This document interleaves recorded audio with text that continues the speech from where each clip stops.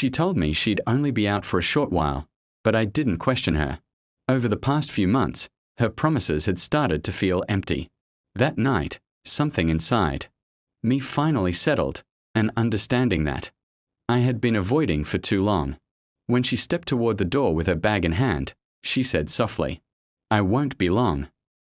Her voice sounded familiar, yet distant, as if I had already heard the same line too many times to believe it anymore. I looked at her calmly and replied, "Take all the time you want. I won't be here when you come back." The words felt surprisingly steady, not fueled by anger but by clarity. She froze for a second, unsure whether I meant it. She laughed nervously, assuming I was being dramatic, the way she always dismissed my concerns. She didn't realize this time was different. I wasn't making a threat. I was making a decision. As the door closed behind her, the silence wrapped around me.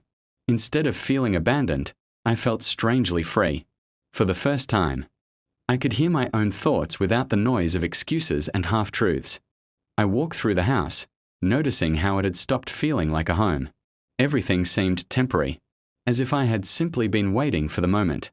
I finally admitted to myself that we were finished.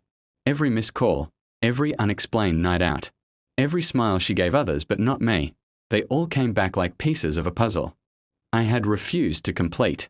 Now the picture was clear. I packed my things slowly, not out of sadness, but out of acceptance. She had already left the relationship long before she stepped out that night. I was only catching up to the truth. There was no anger left in me. Just fatigue, deep, quiet fatigue from holding on to something that was already broken. I didn't want revenge, or answers, or one last argument. I wanted peace. And peace meant leaving before I lost what little of myself I still had. Staying would only keep us trapped in a cycle we both secretly knew was over.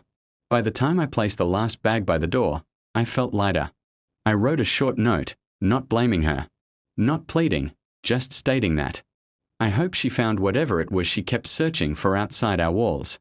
When she returned later, she would see the empty rooms and finally understand that my words were not a warning but a farewell. She said she wouldn't be gone long. I told her she could take her time, because by the time she came back, I would already be gone.